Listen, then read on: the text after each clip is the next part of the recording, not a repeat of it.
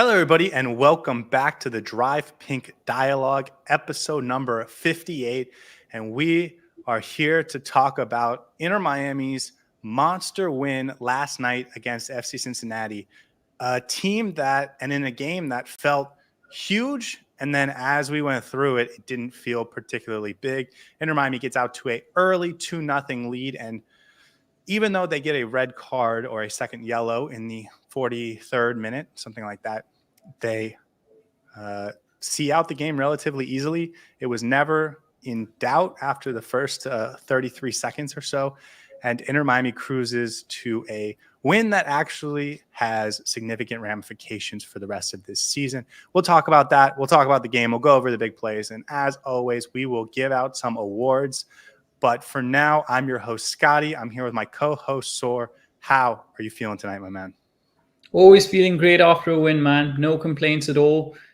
I was nervous before the game, and then it felt like smooth sailing throughout the 90 minutes, which is a rare sight for Miami. Made it difficult for ourselves, but we got the win. I'm a happy man, and the week can now progress happily. How about you?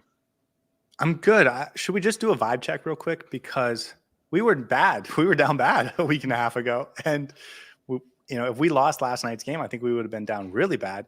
And yet we win, and now it feels like everything's fine, and we're back to trusting in Tata, who made a few good decisions. And, we don't have a punching bag at right back anymore, and it's just all good. It's all glory, and we're getting Messi back soon, and everything's fine, right? No, Tata's never going to get off the hook ever again. That's a fact. He's always going to be on the hot seat, at least for me. He toyed with my emotions once. I won't be fooled twice. Overall, I think the quality of this Inter Miami team has never been in doubt. It's just that they sometimes let you down by underperforming their own capabilities, whether that's because of some tactical decisions or whether that's because a stupid decision in game. Like yesterday could have been a completely different game, and it could have easily been one of those games where we lose 3-2 because of a stupid error by a player. So we got a little bit lucky yesterday. I think Cincinnati was off form yesterday, so that really helped us. But overall, I think we've got the quality to beat some of the best teams in the league, and there shouldn't be a doubt about how well this Inter Miami team can perform. It's just a matter of who shows up on what day. That's all about it. Yeah, no, I agree. I just saw a tweet on Twitter that Fox Sports Argentina is reporting that the Saudi Arabia contract for Messi last summer was like $15 to $20 million a week, which is probably not even true, but a crazy number. It doesn't feel like there's a ton going on around the world of Inter Miami that we need to catch up on. It's been a recovery from the Leagues Cup and sort of kicked into last night's game. Julian Gressel was not available for personal reasons. He missed Friday's practice for personal reasons. We never got an explanation. So just wishing him and his family, making sure everyone's okay and everyone's healthy and happy, and that's not something serious because, we don't know what's going on. And then also Luis Suárez came off late in the game with an injury and was substituted for Campana in the 85th-ish minute. We haven't gotten an update on his injury, but I'm assuming that means he's probably going to be okay. He looked like he fell awkwardly on his elbow, but he should be fine. Anything else around the team that you think we need to talk about? No, just keeping an eye out for any movements on the free agent side, but I doubt that's happening anytime soon. So that's about it. Yeah, I don't want anyone to get their hopes up. It's probably some slim pickings on if Inter Miami is going to find a free agent that they are going to be able to sign. You have to remember that Tata Martino's connections and his scouts are located and based in South America. And so the best talent pool that he has access to and he has a good understanding of is in the middle of their season. In Argentina and Brazil, their seasons are year long as the MLS is, so they're not free agents right now. So I would be surprised if Inter Miami found a free agent they really liked enough to bring in at this point. But the window is open, and that's all there is, man. Should we get right into the game? Yeah. Well, they already scored. Didn't even have to start talking. It was 30 seconds into the game. Starts with a turnover from David Martinez, or intercepted by David Martinez. It gets cycled around, finally goes back to Busquets, who passes it wide to Chelo Weigandt, who pushes it centrally to Yannick Bright. And then he takes off past Yakubo. I'm sorry. I'm going to do that wrong 3 times today. He gets the return pass from Yannick Bright and whips it centrally. It lands at the chest of Luis Suárez, who chests it down, gets control, and slams it past Roman Celentano. 30 seconds in, and Inter Miami already has the lead. I checked it on the replay. 30 seconds. At the 30-second mark is when the ball crossed the line. So it is officially the fastest goal in Inter Miami history, and it was a great way to start this game. I'll be honest, I hadn't even switched on my TV to watch the game, and I thought I still had time. Apparently not, so I had to rewind that and watch it again. But I thought that was a brilliant, brilliant goal. Some really good interlink between Weigandt and Yannick Bright, which we haven't seen enough of from Chelo in a while. So that was really good to see. And yeah, just a fantastic goal, man. Overall, I thought it was great interplay on the right-hand side. Great ball into the box. Suárez doing what Suárez does best. Absolutely phenomenal. And of course, we had the Gomez dummy that sort of took it away from the defenders a little bit. But great finish, great game. On to the next. Yeah, well, just while we're there, I think you made a good point about Diego Gomez, because that dummy, he sort of runs into the outstretched leg of Chelo Weigandt, who looked like he was in a position to potentially deflect that ball away. But because Gomez makes that run, he is taken out of the play, and ultimately Suárez is left free. I also thought DeAndre Yedlin deserved some blame for that, because he kind of left Suárez open on that backside of the field. He certainly should have been there, but he took himself out of position on the cross. But it leaves Suárez open, and Suárez does what Suárez does, and that is finish. And this, notably, is the all-time single-season goal-scoring record for Inter Miami, 17th goal of the season. We talked about this on Thursday in our last podcast, but congratulations to Luis Suárez for claiming the record, and not just the fastest goal, but also the single season record. 2 things he deserves kudos for.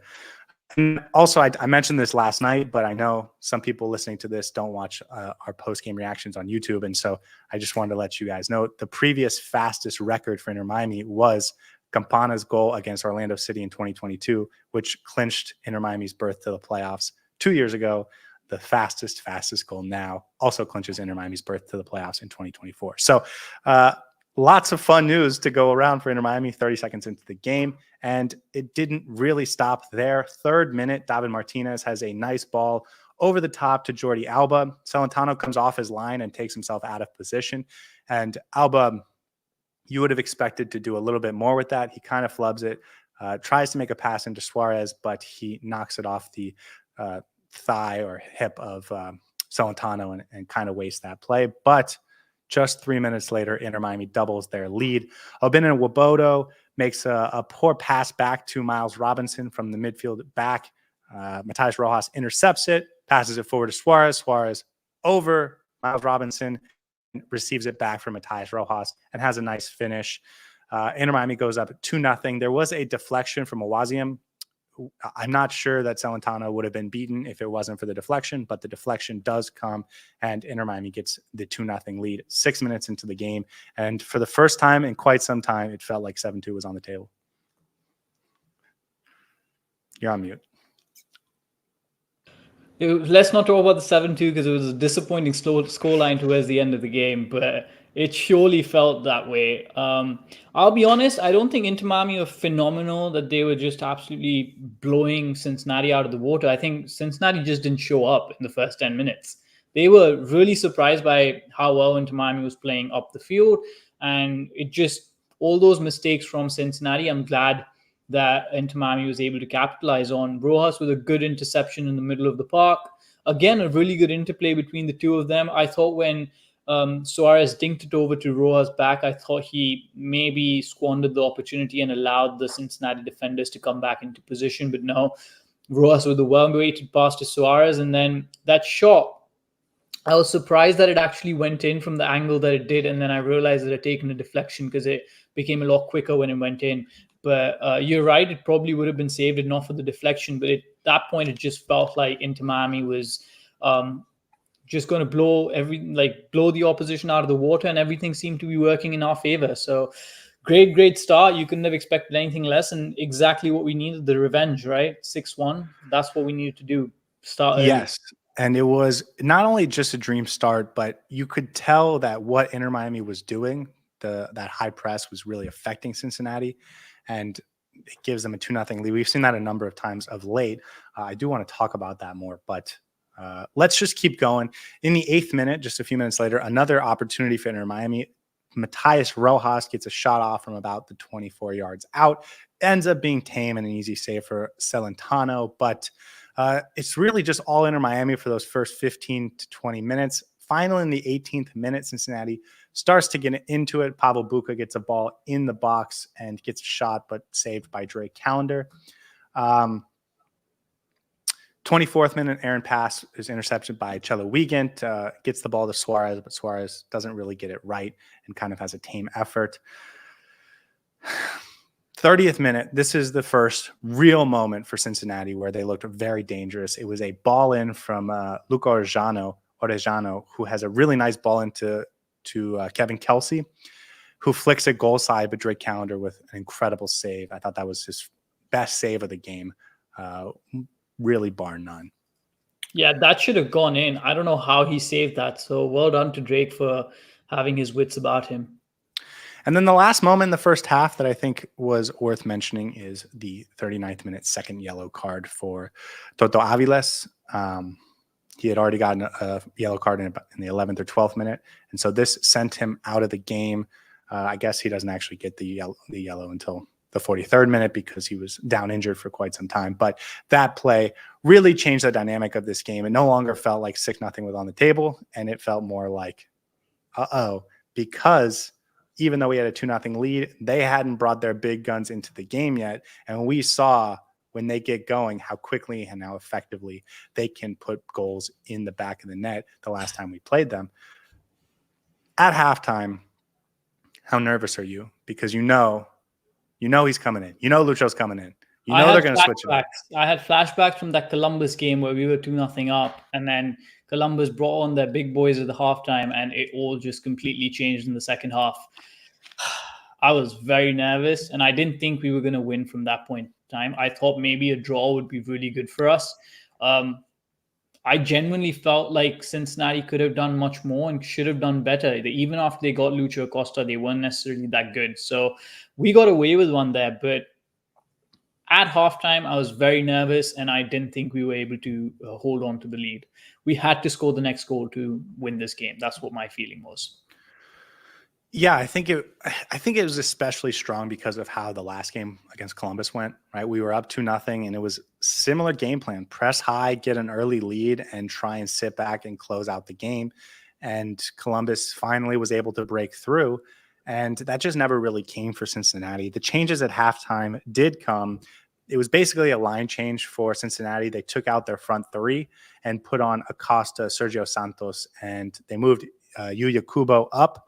And that allowed Yedlin to go to wingback. They brought in Ian Murphy at center back. So a brand new front three that they hoped was going to be able to change the game for them. Not as effective as they would have wanted. And of course, Tata Martino, and I don't think this should go unnoticed, makes a complementary change by bringing in Ian Fray for Matías Rojas. And, we were very critical of his slow reaction times to making those non-existing reaction times, you mean?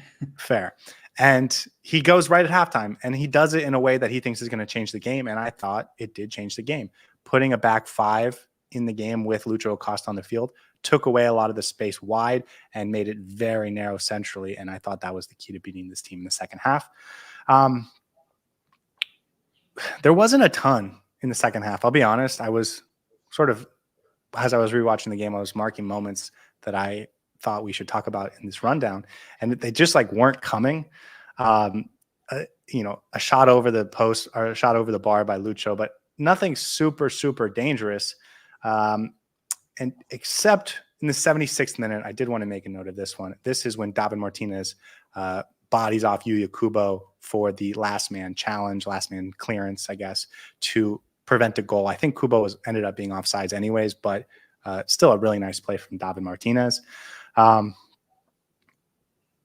then in the 82nd minute, another one, Lucho Acosta gets into the box, has a really nice opportunity, but puts it on target. But David Martinez is there for the deflection. And there weren't a lot of other really dangerous opportunities in the second half. I thought Inter Miami, especially in that first half an hour of the second half, actually had the better chances. Kermaski with a nice opportunity. Diego Gomez had an opportunity, but he put it wide. So as nervous as we were at halftime, it never really got nervous in the second half because Inter Miami never really looked threatened like they were going to give up a goal.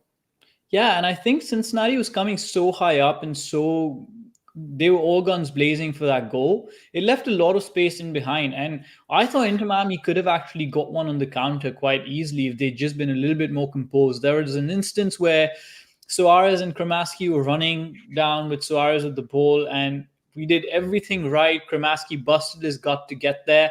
And then Suárez's last pass was a little bit off target and gave it back to the opposition. Similarly with Diego Gomez, had a really good run, took a shot, was slightly wide. So there were definitely opportunities for us. And at no point in this game, I felt like Inter Miami was just struggling to hold on. It felt quite comfortable and quite easy to defend against what Cincinnati was coming at us with. And that just shows that we were really well organized, well drilled, and everyone understood what they needed to do to grind a result out. It wasn't easy by any means, but it felt easy, Yeah, it did. It felt comfortable. Not easy, but comfortable. It never felt like we were losing momentum. It never felt like we were losing energy. It never felt like we were being run around. There are times when the momentum starts turning against you and you just look exhausted and the other team looks like they have energy for days. And that never happened. And I'm why sure it didn't happen? Because Tata Martino made the right subs at the right time. He brought on exactly who needed to be brought on. He used all 5 subs. And that's, I think, the first time that he's done that in almost 5-6 games. So good for him recognizing what the game needed at what point in time. I actually have another reason I think that happened, and I want to transition to our next topic, which is Cincinnati. I'm trying to figure out how to phrase this. It was a huge game yesterday, right? The top 2 teams in the East, if Cincinnati was able to win last night, they would have probably retaken the driver's seat in the East race, only down 2 points, and getting Lucho Acosta healthy and, have beaten Inter Miami twice. And now they have that edge mentally over Miami, where Miami's not sure if they can beat Cincinnati, right? It was a big game for them. And it didn't feel like they played it like it was a big game. It never felt like they thought this was a must win. It never felt like they thought they had to go out and get this game, which surprised me because the stakes were big, and the stakes, it was a hugely impactful game at the end of it.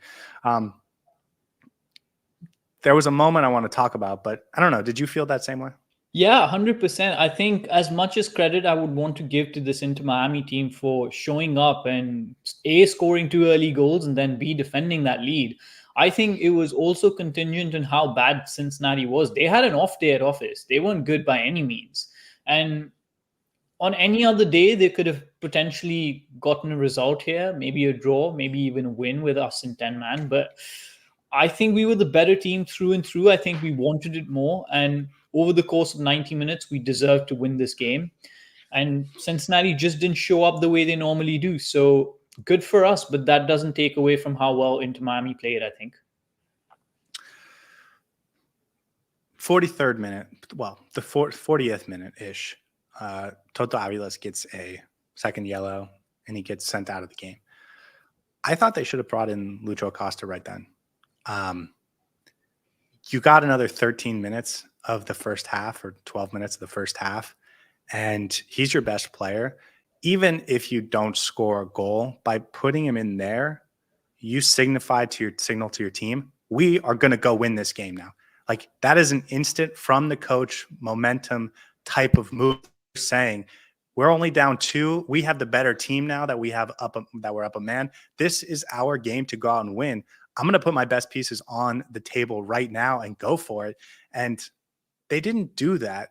They didn't really change their system. They didn't really change their style. I know they had the planned substitutions at halftime for Lucho, but and I also know that they had the assistant coach was in charge. Pat Noonan was suspended for this game, so I'm sure that played a part of it. But man, if I'm that coach and I want to make a name and I want to impact the game in a positive way, I would have pushed the button and brought Lucho Acosta in right there in the 42nd, 43rd minute, because that's your opportunity. If you score a goal in the end of the first half, when Inter Miami's unorganized, when Inter Miami hasn't made personnel adjustments to go down to 10 men, you change the entire reflection of the game, and all of a sudden the entire second half, you are in control. You're the team that's so close to tying the game and then flipping momentum, and then you're the favorite to win at that point.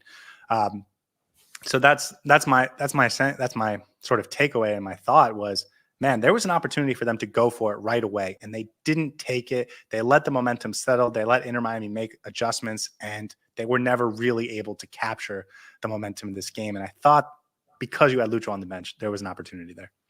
Yeah, I completely agree with you. I think the adjustment was exactly right. If Inter Miami had not made that adjustment and Lucho Acosta had come on, I think we would have been a lot more disorganized.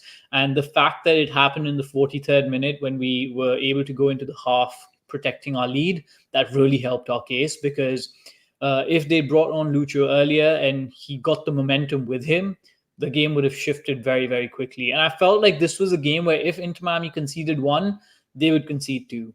So the fact that we did not concede that one goal that allowed Cincinnati even a whiff of opportunity to come back into this game was very crucial.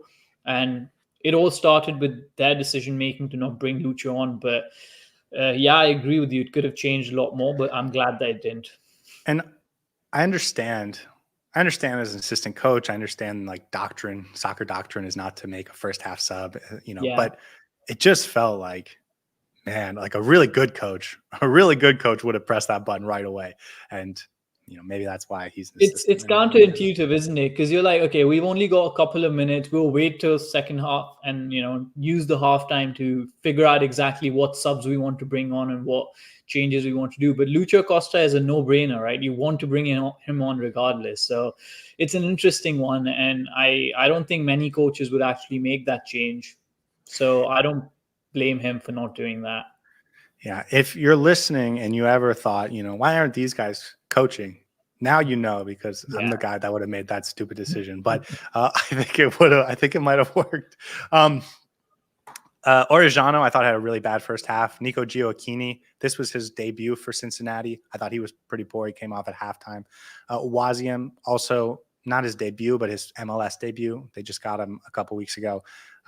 I thought they didn't exactly know where to play him. I did make a note that after the first 15 minutes or so, they shuffled their back three and they put him in a different order. Miles Robinson went centrally.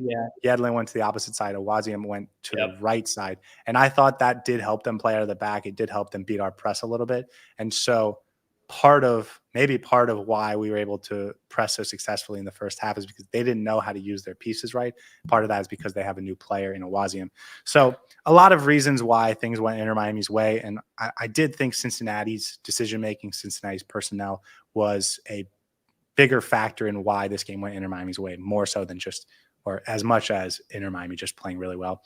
And then lastly, Yuya Kubo, and I did say it right that time, Yuya Kubo was really good at left wing back. And I thought it even more on my rewatch, but they moved him up front in the second half and he wasn't as effective. And so, you don't hate the move because you understand why they do it, but I thought he was really good in the first half. I thought he was their best player in the first half. And then he kind of took himself out of the game in the second half by playing in a different position. So.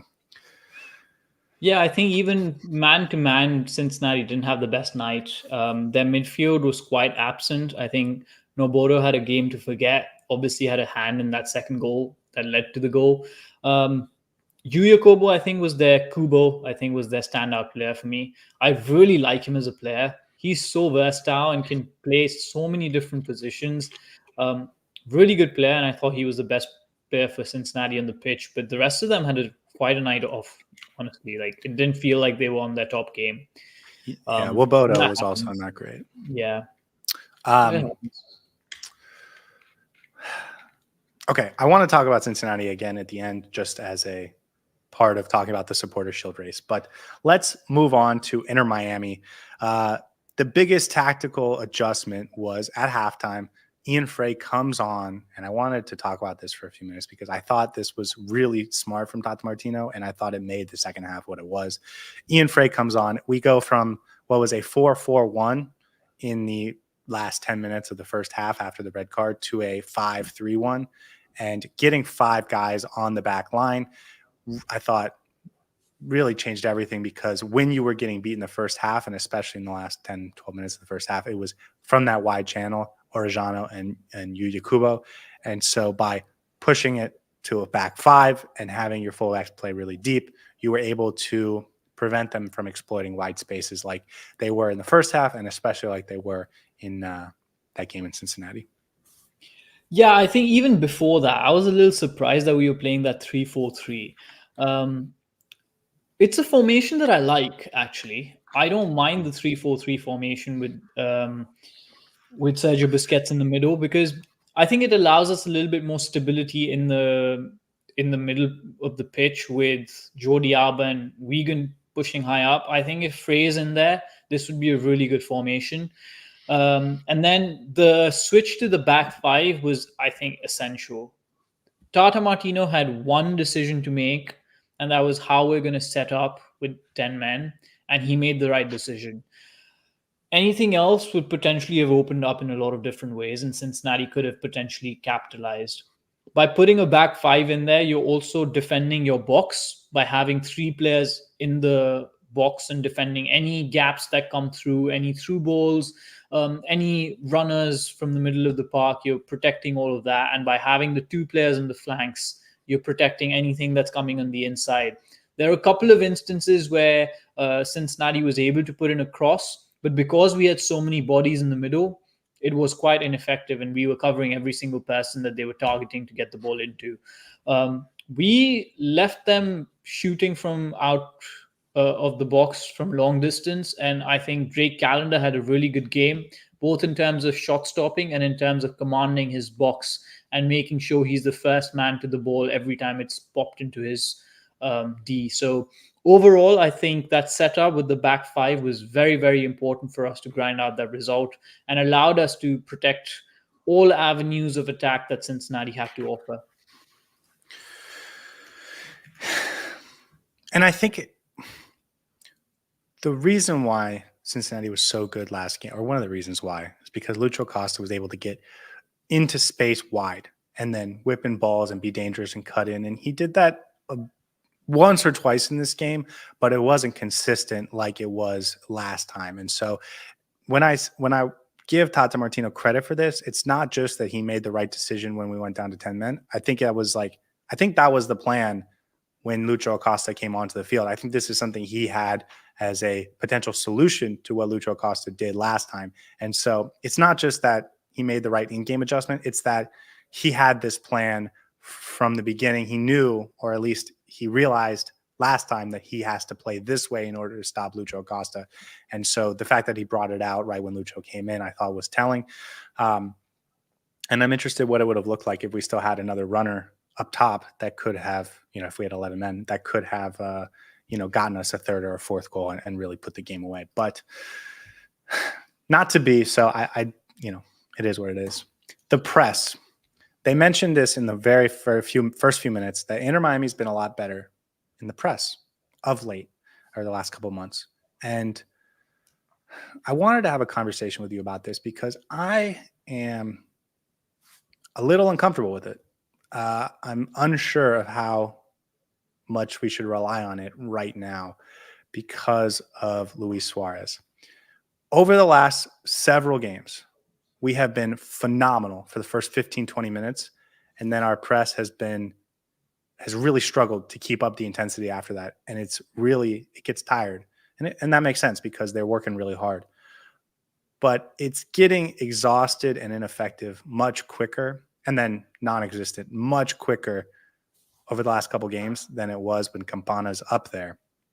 And I'm not saying this that you should putting Campana. Like, it's not that. Obviously, Luis Suárez is the guy to go with. But if this is the strategy against good teams, press high for 20 minutes, get 2 goals, and then just sit back for the last hour, 70 minutes of the game and not have much of an offensive threat going forward, which is exactly what happened against Columbus, which is exactly what happened last night against Cincinnati, which is what happened against, I believe, Tigres. It's happened in the first Columbus game. Like, this has happened a lot against the best teams, and we have still gotten results, but it makes me nervous because of what happened against Columbus, where if they do break through and they do capture momentum and they do tie the game, you don't have the energy or the tools to really make adjustments. And especially with Tata Martino's sort of unwillingness to make those adjustments when they're needed, it makes me nervous, man. And I feel like I had to say that before this goes on for much longer. No, that's a really valid point. I think the biggest asset of our press is our midfield with Diego Gomez, or not even midfield, but our wide men and our midfielders. So Diego Gomez is really good at pressing. Redondo is really good at pressing. Yannick Bright has shown he's really good at getting the ball high up the pitch. And then Gresso can do a job as well. Robert Taylor's good at that. But the press needs to start from the front man, and that's Suárez. Suárez is really good at being a menace at times, especially at the start of the games. But you can see the drop in quality immediately. Like, there were points in this game as well where he was the first man of defense, but he wasn't expected to defend as much. He was more so a target man for us to pop the ball into him. And he was just standing around, not pressuring the Cincinnati players. He was obviously tired at one point, and that's expected.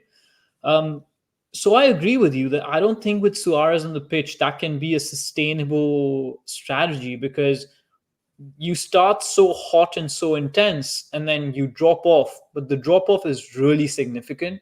It's not even like it's a small drop off that you can, plug in by pushing in a couple of new players. So I don't know if it's a sustainable strategy, and I'm not sure if that's the game plan that we should have, especially when Messi comes back. So an interesting point for sure, and especially against the better teams. I think against the lesser teams, we are able to get away with it. But Well, against that's not really what we do against the lesser teams. yeah, either. against the lesser teams, we play them off the park. We use our quality against them. But I don't know, man. I'll have to see what happens once Messi comes back. But I completely agree with you. Columbus was the perfect example of us losing out in that press. Steve Munoz makes a good point. He says, I disagree. Using Columbus as an example, Tata still had the tools to see out the game, but he subbed late. It's always been a Tata weakness. And I think that's part of my point, is that because Tata doesn't see this as my guys are going to get tired and I need to make those subs at the 55th, 60th minute in order to get those fresh legs on, in order to rechange the game in my favor. That's what makes me concerned about it, is because Tata hasn't shown the ability to do that. So Tata's weakness is part of my concern with this. And then A says, once Messi comes back, the threat will be constant. You can't press like that when Messi's back. It's not going to happen. Like Messi and Suárez, like you said, it starts from the front, and it does. And with Suárez and Messi, you're not going to get that press. So you're not going to get that high up press from the front, which is going to conserve energy, and then you're going to be a consistent threat throughout. And that's why you need your defense to be better going the other way. But I guess in the meantime, that's what I'm concerned about, because once Messi comes back, we're going to have a whole new set of challenges mostly with Tata Martino. So listen, I did want to make that point. It's not a bad strategy by any means. We've got 4 goals in the last 2 games because of our press and our high intensity up top. It's just a matter of figuring out how best to sustain that over the course of 90 minutes, because at this point in time with this personnel, it's not that sustainable. And beyond that, it's in the do or die games, right? Because it's an underdog strategy, right? Press high, try and score a few goals early, and then sit really deep. That's an underdog strategy, and it worked last night. It worked against, Monterrey early in the season. We had a 1-0 lead at home until we got a red card. Like, it can work, but when you're Inter Miami and the only games that really matter are the games that are do or die, from this point on, those are, the MLS Cup playoff games are really the ones that matter. It's a risky strategy, because if it doesn't work, you lose everything, right? So I don't know. Anything else on that, or should we get to the next point? No, let's move on to the next point. The team was really good at seeing out this game, man. And I know we just said all of that, but the Columbus Crew game was sort of an aberration. For a long time now, this team has been very good at seeing out games late. And there's just like a few notable but very high profile examples that make us a little bit more concerned. But last night, we got a 2-0 lead in the 6th minute, and we kept it for 84 minutes, despite the fact that we went down to 10 men. We've done very similar things against a lot of other teams. And even going back, I think against Sporting Kansas City was the first time I really noticed it. But this team has gotten good at that, especially against teams that aren't Columbus. Almost up to a point where you might say that we're better at defending leads as a 10-man. So, yeah, that's a great point. But I think it's more so that over the course of the season, we've done this a couple of times already. And now we just have that mentality to be like, okay, everyone hunker down, know your roles. We're going to see this game out. Every single player needs to make sure they put their best foot forward when you're playing one man down, especially against a team like Cincinnati. And that's exactly what happened yesterday. We can be really proud of the players for actually showing up and taking responsibility and doing their job correctly, because when you're playing a back five, if one player goes out of position or if one player does something that you're not supposed to do, that can just open up and unravel the entire defense. This team's really good at that. I don't know how that started, where that started. Was that Philadelphia game where we were 2-man down and we still saw the game out? Maybe it's that. But I think we are going to really enjoy this mindset and this mentality in the playoffs when it's going to matter so much. Defending leads is something that this team does really well. And as you said, the Columbus game was an aberration. And hopefully this continues much longer. I wanted to just give a grade to Tata Martino real quick before we go into awards. But Steve puts in a good comment. Do you guys have any opinion on Cincinnati supporters crying foul, both before and after last night's game? Saur, or for anyone listening that isn't familiar, there is a rule that may or may not actually be a rule, but if you skip the MLS All-Star game, you're supposed to be suspended for one game. That's how they get people to participate. And there are exceptions for injuries, I believe. And so Suárez skipped because of injury. But I think a lot of people said, maybe they just faked an injury, right? Or it was not such a strong injury that he couldn't have shown up, something like that, right? So the Cincinnati fans wanted Suárez to be suspended for last night's game. And I saw a lot of crying and whining about it on Twitter. I don't know what to say to Cincinnati fans. You guys had 84 minutes to score one goal, and you did nothing. So, I don't think Suárez was the problem on the pitch for you guys. I think it was the fact that you couldn't score with 10 men against 10 men. Listen, obviously you will be soured once you lose a game, but I don't think it's a non-issue for me.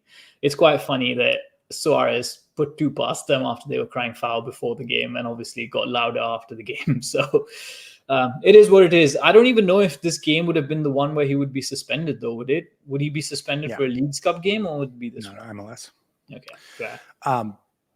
Yeah, you guys had a guy. You went up against 10 men for over a half, and you couldn't score one goal. I will say, if you were a Cincinnati fan, you would also be feeling poorly right now because they've lost 4 straight MLS games for the first time in the they can't. Era. Yeah, they really struggle with that Lucho Acosta, and he's going to miss their next game, which means they're probably going to lose a 5th straight. So I think they're in the rearview mirror, man. I really do. But I want to have that conversation a little bit later. Let's grade Tata Martino. We haven't done this in a while because he sort of earned our trust back. But based on what happened against Columbus, I think it's worthwhile. And I think that there was a lot to judge him on in this game. So let me get your grade. Give me like an ABC type of grade. So we usually have 3 criteria for Tata Martino, right? So the 11 that he put on the pitch, the tactics that he employed, and then the substitutions, correct? That's the 3 that we used to go with. So I think with the 11 that he put on the pitch, I was fairly comfortable. Maybe I could have changed a few things here and there, but I thought with the available players, this was the one that I would have gone with as well. his hand was sort of forced with having Gressel out. So he did have to play Yannick Bright in the midfield, which worked out really well for us. And then obviously the Ian Fray question remains big if and when Tata Martino is going to play him. So I would give him a solid B plus for the team selection. The formation was a little bit surprising, but he did what he did. Tactics, I think, were really good at the start of the game. We scored 2 goals. And obviously, he had to adapt after the red card, and he did that perfectly. One of the reasons we won this game was because he got his tactics spot on before the game and then during the game as well. So I would give him an A plus for that. And then his subs, man, I haven't seen what time the subs came on, but during the game, it looked like the substitutions were at the right time. It was halftime for Fray. Fray and very important, I think. 69th minute, Kramaski for Redondo, which is, I think, a little bit later than you may have thought of when you were watching the game. Probably felt like it was like the 60th minute. And then 86th minute, Campana and Ruiz for Suárez Gomez. 91st minute, Christoph for Chelo. Yeah, I think those are all fair substitutions. The biggest one was the Fray substitution. And I want to give him credit for this more because he could have easily brought on someone like Ryan Saylor or Noah Allen, which would have been his obvious choice. And he went with Ian Fray, which would have been our obvious choice. So the fact that he went with our obvious choice obviously means that he's been listening to this podcast and making the decisions accordingly.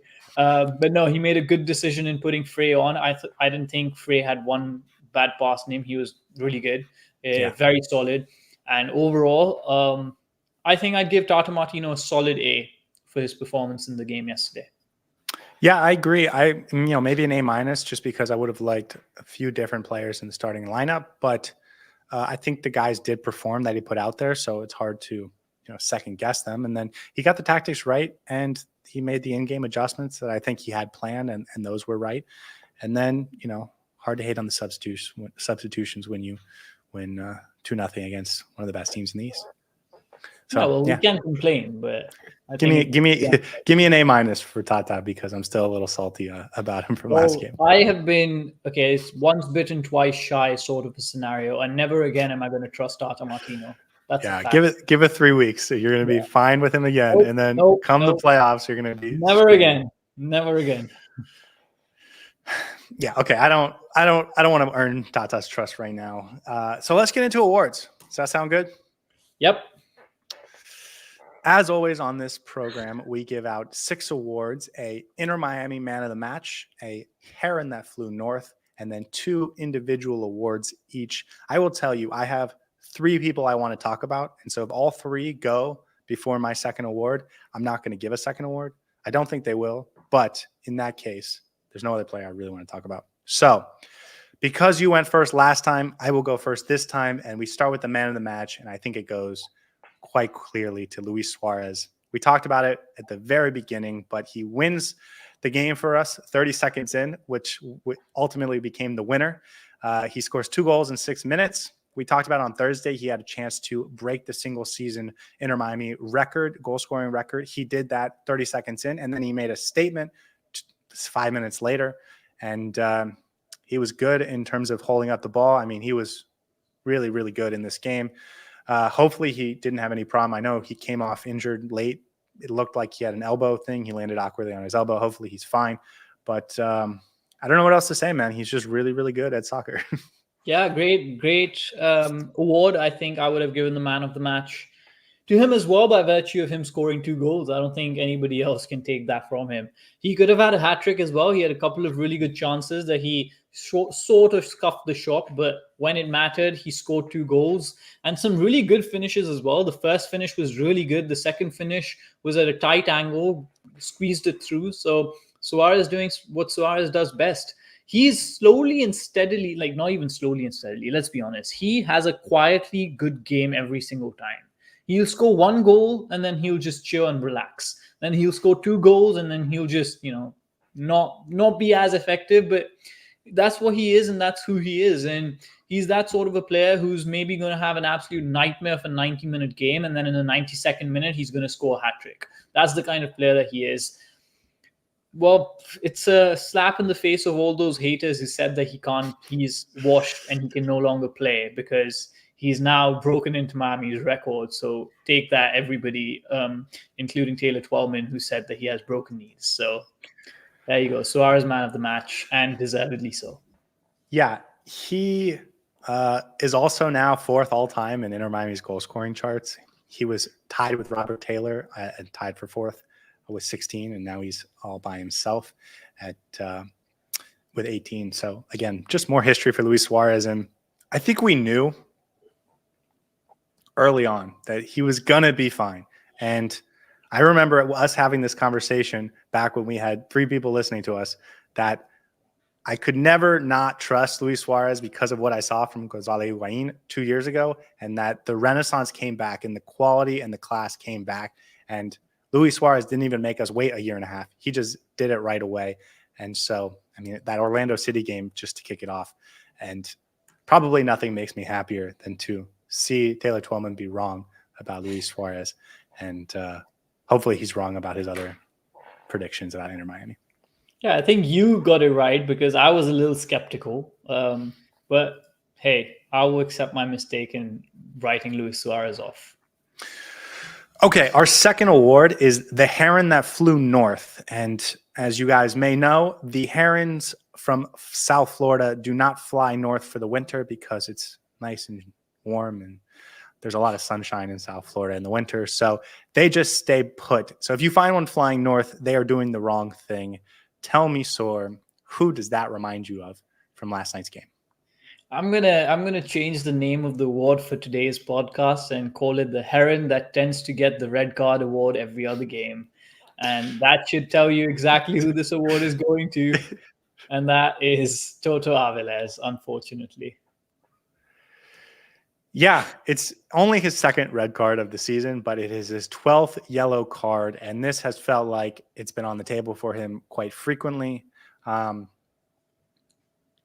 don't know what to say, man. He got the yellow card in the 11th minute because he was chasing a player all the way up the pitch. He was sort of on the edge of the opposition's final third, and then he doesn't win the ball, and then he just turns around and tries to make a tackle on the next player, and he steps on his foot or his ankle and gets the yellow card.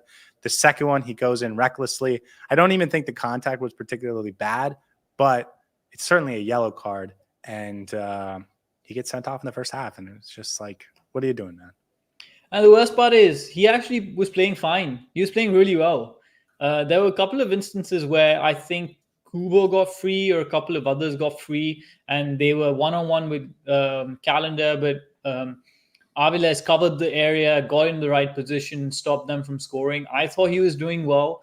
I thought he was doing well in the last couple of games as well against Columbus. I know I thought he wasn't great, but I thought he was fine after I rewatched that game. And it's just unfortunate that he's not been able to get into the game rhythm, and more so that our centre-back partnership has not been developing. And that's what I mentioned yesterday during our reaction video as well. It's annoying now because apparently he might have to sit out 2 games, one for red card and one for yellow card accumulation, which again means that we're going to have to go with the partnership of Busquets and Martinez, which by no means is a bad partnership, but I want before the playoffs for us to start building a chemistry and our first choice center back playing regularly. And that just doesn't happen when someone like Avilés goes out and gets himself redded or a yellow card and gets himself suspended the next game. He's a really good center back. He's going to be a great center back, but this is a part of his game that he needs to cut out, and he needs to learn and mature on when to get the yellow card, when to actually commit those fouls. And when you're on the yellow card, do not concede another one, especially with that tackle. What was that tackle? When you're on a yellow card, you don't do that tackle in the first half. You don't do that ever. I mean, it was absurd. So a lot of lessons for him. He needs to grow up a little bit and look at himself in the mirror when he just whenever he gets the chance to play next. I hope he improves that aspect of his game. But yeah. Here's what I will say. I was under the impression that Jalen Neal was like the super young starting center back in the MLS. He's a LA Galaxy player, and he sort of made his first start as like an 18-year-old. And so in my head, he was like the youngest starting center back in the MLS. And actually, Aviles is like almost a whole year younger than him, at least 6 months younger than him. Jalen Neal just turned 21, Aviles 20. So he's a young center back, and like this is part of what happens when you play a young center back so much. It's just frustrating, not even from Aviles as much as Inter Miami, for not having a player that you can sort of rely on, so that you can say, hey, listen, you messed up and you're now have to sit on the bench for the next 2 or 3 games because this has to be a learning experience for you. And instead, well, he's going to sit on the bench because he's suspended, but he's going to go right back into the team when he's available. And so it doesn't have the same punch when you're a coach and you try and work these things out of him if you're putting him right back to the starting lineup. But I have more to say on this conversation, but I'm going to wait until a future award. So anything else on Aviles? No, I think I'm good. I have 3 great awards, and I think they're 3 interesting conversations. I've got 3 good awards as well. I don't even know if the awards are good, but I just think the conversations are really good. But I'm going to start with the easiest one, and it's the Major Award. Okay, so this is okay. I think this goes to Drake Callender. Okay, why do you say that? Because he was captain Callender before yesterday's game, and yesterday he performed so well that he got promoted to Major, and now it's Major Callender. Absolutely nailed it. I wanted to name the award. I'm actually addendum. I'm making an addendum. I'm changing the name of the award to Major Drake. I couldn't say that before because it would obviously give it away. But he was aggressive coming out for the ball, and I want to stop on this for a second, because if you are a goalkeeper and you have a style of play and you are a professional and you have been ingrained in it for a long time, it's very difficult to change who you are as a player. And that's why across the world, we see incredibly talented goalkeepers be unable to play with their feet, be unable to be sweeper keepers, even though that's what their coaches would love, because it's so hard to change who you are fundamentally as a player. And Drake's 2 weaknesses are his aggressiveness coming off his line and his ability to play with his feet. And so he's mastered the first phase of just being a great shot stopper, being a great reactionary goalkeeper, trying to keeping balls out of the back of the net. And that's what earned him the title of captain.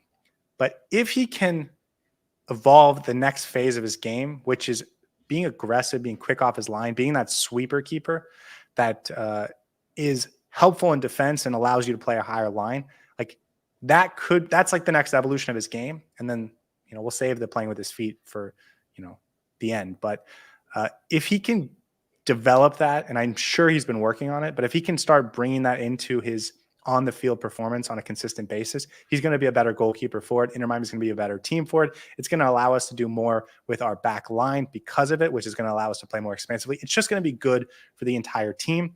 And I thought this was Drake's best performance in that regard I think I've ever seen. So I really hope he keeps it up. I really hope he can continue with this. And even though he wasn't perfect, just being willing to try things that are out of your comfort zone as a player is so important, and you're going to get better and better as you do it more and more. So I'm promoting him to Major after that performance.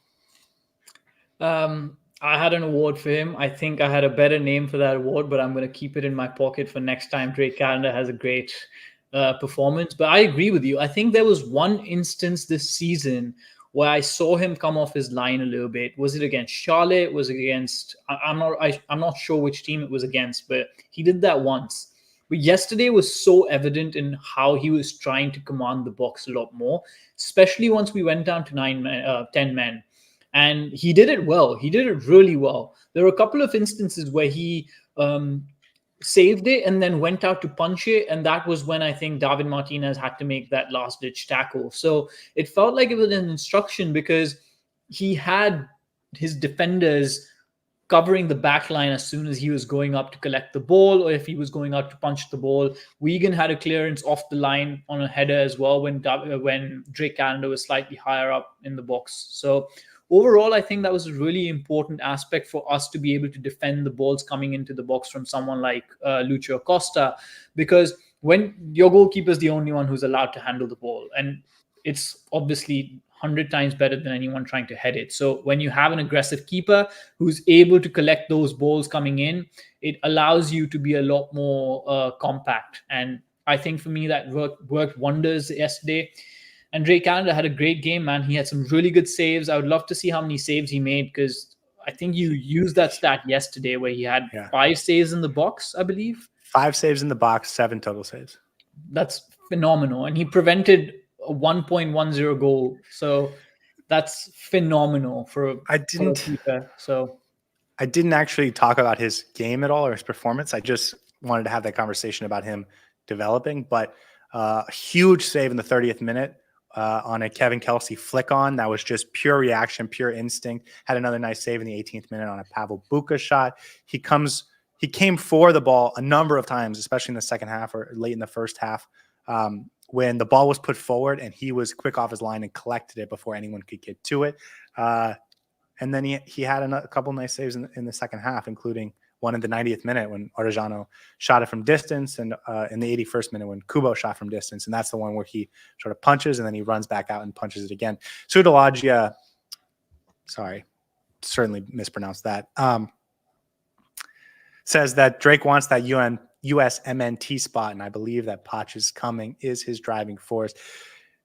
He's in the conversation, man, because not to take this too off topic, but the US MNT goalkeeping depth chart right now is not that strong. It's not that bright. And there's a new coach coming in that's going to be looking at all of his options. So Drake Callender, go put yourself in that conversation. And more importantly, like, I would love to have you at Inter Miami for the long term, but if you develop this and if you can get a little bit better with your feet, you're going to go get that opportunity in Europe, and then you're going to be the U.S. men's national team starting goalkeeper. So keep it up, man. All right. After you've stolen my award, is it time for me to give out my first? Yes. I've got 2 really good ones. So I think we might have the same 3. So your second one might be in trouble. Yeah, I'm going to go with, this is a really well thought out award, by the way. So I hope you get it. But this one I'm going to go with Troy's Greatest Warrior Award. Okay. Troy, the ancient Troy, fought in the Trojan War against the Greeks. Their greatest warrior was Hector, son of the king, Prince Hector. And then Paris, his younger brother, stole the, probably not related to the greatest warrior. So Hector, David Martinez. Is this a Hector David Martinez one? Because he was awesome last night? Yeah, and his name is Hector David Martinez. So there you go, David Martinez, the Troy's Greatest Warrior. I'm so proud of that award, and I'm proud of you for guessing it. That's why we're friends. I will say that you can recite Trojan history. Yeah, and I appreciate you giving this award, because he would have been my next player, and you have a much better award than I had for him. So thank you for doing that, and plaudits to you, because that's a great award. Yeah. But, dude, I think he's in the conversation alongside Suárez and Callender for man of the match.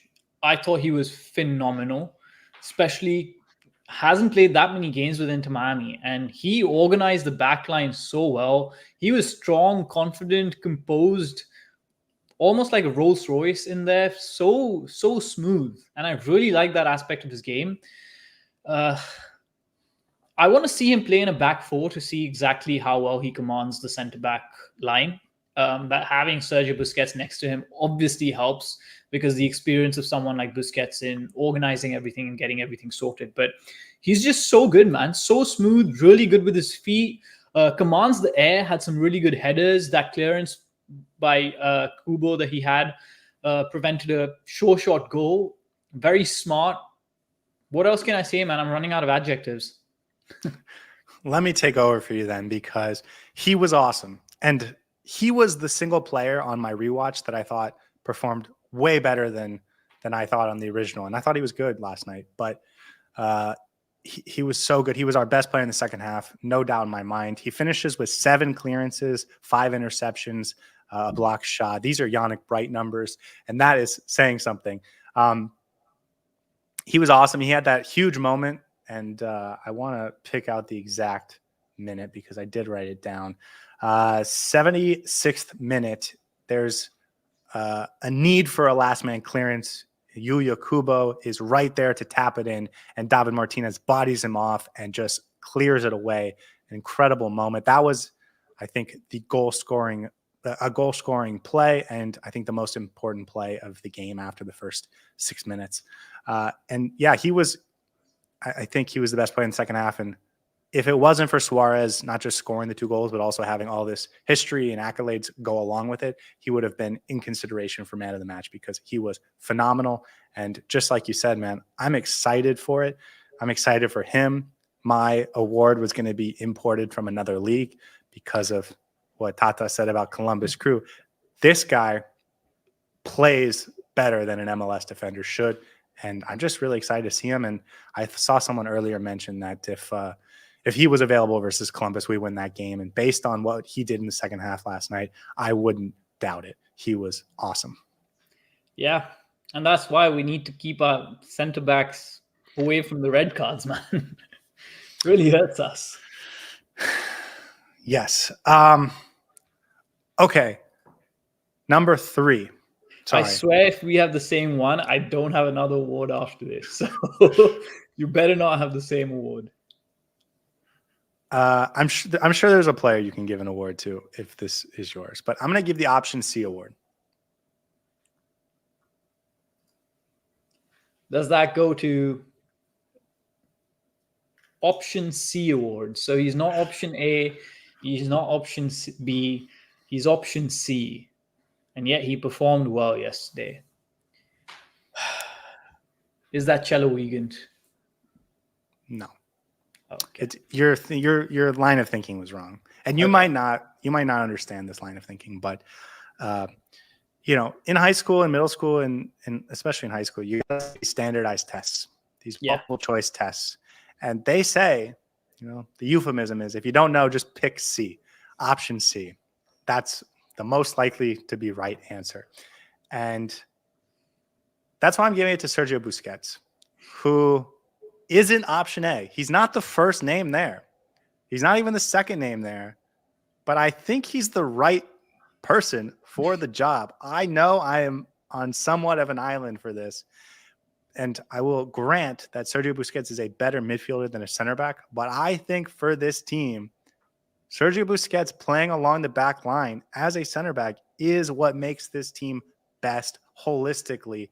And that is even in a back 2, I think our best center back partnership is Busquets and David Martinez, not just because of what they can do, but because of what it allows the rest of the team to be. Having 2 distributors as center backs, having more athleticism and bodies that can run and press and hustle in the midfield, it just all around makes this a better team. And I know everyone wants to get Busquets back into the midfield, but I'm telling you guys, and I've been telling you this for the last 2 months, Sergio Busquets at center back is a real thing. And he's going to start there the next 2 games with Avila suspended. And I think he should start there moving forward. I've said it. Yeah, I will say this. If we go up against Columbus or Cincinnati in the playoffs, I would be happy to see Sergio Busquets in the back line. I'm still not sold on him as part of a 2-man back line, but it's working, man. So why break the formula? It's working really well. And by the way, it has worked. Like we've seen it before. Yeah, it's been for sure.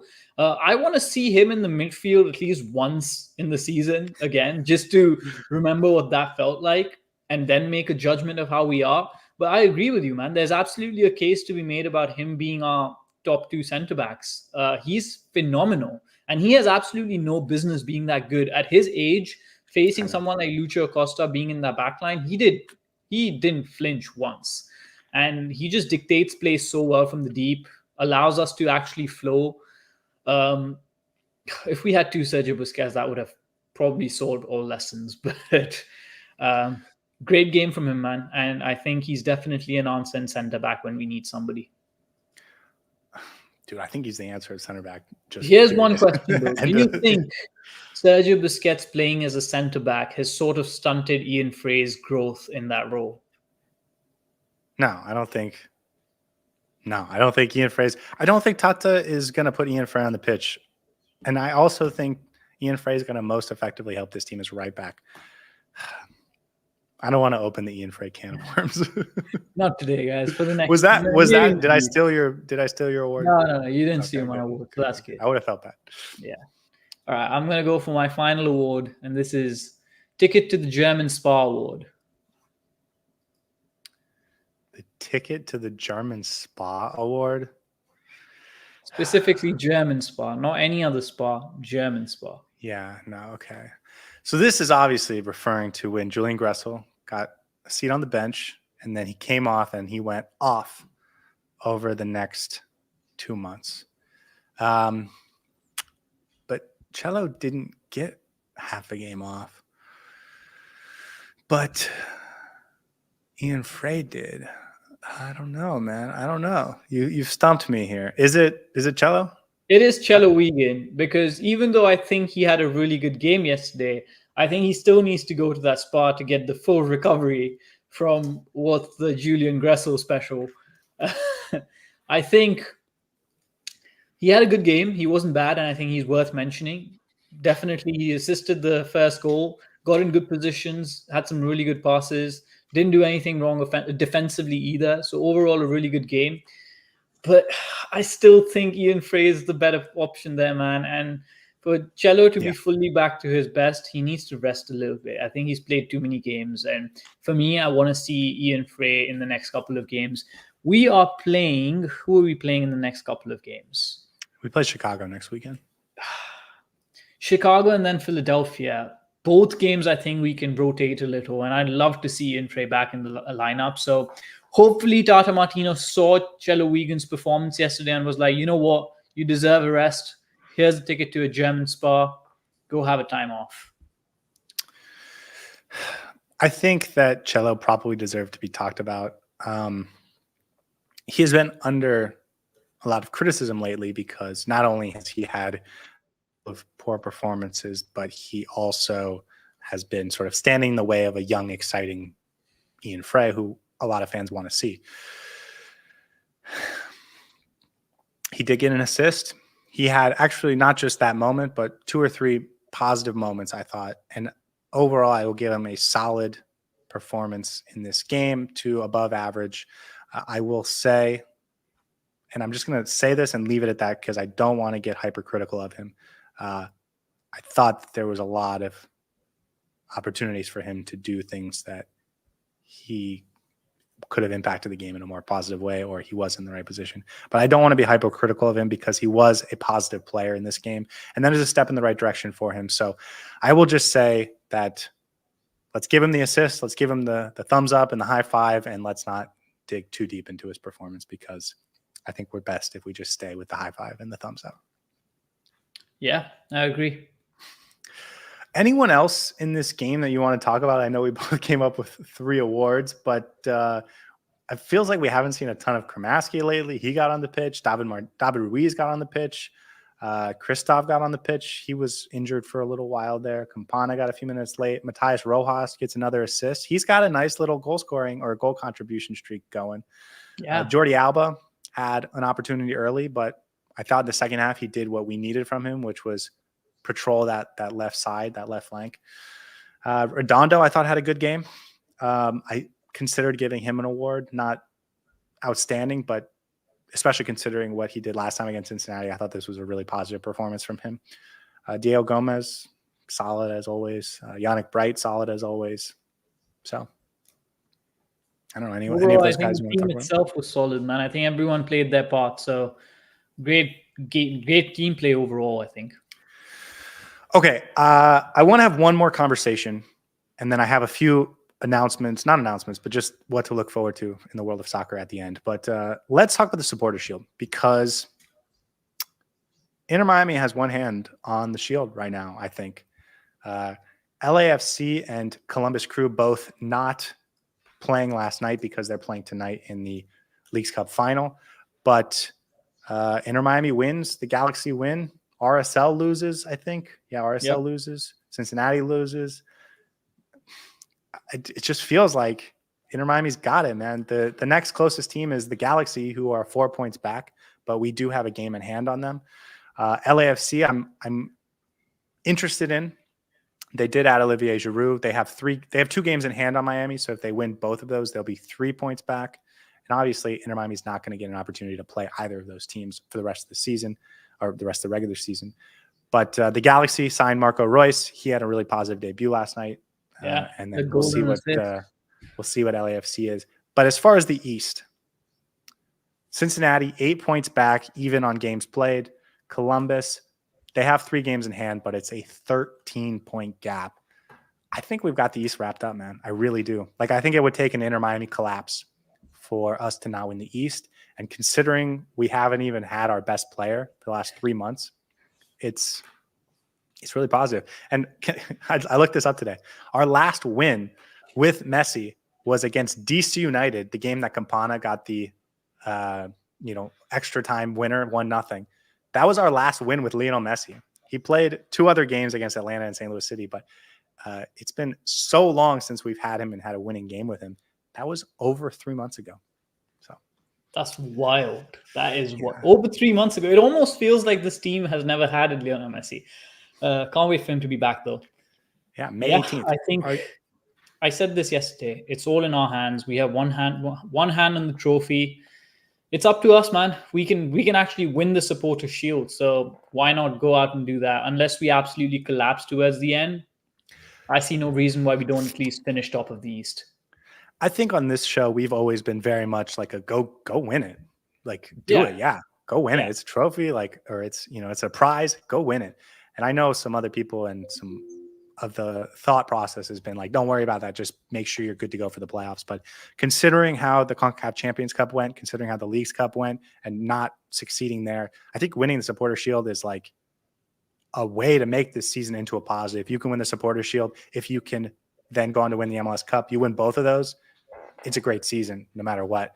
And I will also say 73 points is the MLS record set by the New England Revolution in 2021. We are 15 points away from tying the 17 points. Oh my God. Can't think right now. 17 points away from tying the MLS record point haul. We need 18 points to break the all-time single season MLS goal scoring record, which again is 73. We have 8 games. We got to win 6 of them. And considering we're getting Messi back, considering we don't have a particularly difficult schedule outside of a single game at the Columbus Crew, that feels doable, man. Like Inter Miami could break the single season record this year, and it feels real. So we're playing Chicago away, which I think we can win. Philadelphia at home, which we should win. Atlanta away, which I think is it's a revenge game, and Miami does really well in revenge games. New York City FC, we're not going to win that game. Let's forget that. Charlotte, we're going to beat at home. I think we can win that game. Columbus is a tough one. Toronto and New England. Dude, it's so doable, man. It's so doable. It's so doable. I think those last 2 are 6 points. I think the next 2 are 6 points, right? Chicago Fire on the road and Philadelphia at home. And then the last 2 are at Toronto and home versus New England Revolution. That's 12 points, which means you just got to win 2 of those other 4 games. And, Charlotte's at home. Atlanta United on the road is sort of a revenge game for us. Yeah. And then that Columbus Crew game, man, there's a chance that we can go in there with Messi, with our full health, full strength lineup. And that can be to clinch the Supporter Shield. It could put us in position to break the all-time record. Even though it won't matter in terms of Inter Miami's winning the Shield or whatever, it could still be a decisive game for us in the record department. There's incentive, man. We don't want to play both Cincinnati and Columbus. So if we win the Supporter Shield, we may not play both of them. I think that was kind of where I wanted to go with this conversation because, again, 8 points on Cincinnati, 13 points on the Columbus Crew. You don't even have to win the Supporter Shield, just finish first. And then you get home field advantage throughout the playoffs in the East, and you only will have to play one of them. Also sneaky that I have not wanted to mention, but Orlando City looks like they've been better of late. I will just say that. And while I hate saying that, I think they have a good chance to finish either 6th or 7th. And that would mean Inter Miami would avoid Orlando City. I know some fans would like to play Orlando City, but give me no part of a rivalry in the first round of the playoffs. That is not something I want. So I think it's setting up really well for Inter Miami. And it's really awesome, man. I hope it's not setting up too well, because we know every time everything goes our way, we decide to shoot ourselves in the foot. So we'll see, man. Let's take it game by game. Let's not get too giddy. Yes. Okay. 3 not announcements, but Inter Miami 2 is playing as we speak, and they're already winning 1-0. Ryan Carmichael, Santi Morales, Pep Casas, Gio Farena, Franco Negri, Ryan Saylor, Cole Jensen, some of the guys playing in that game. Tonight, the Leagues Cup final.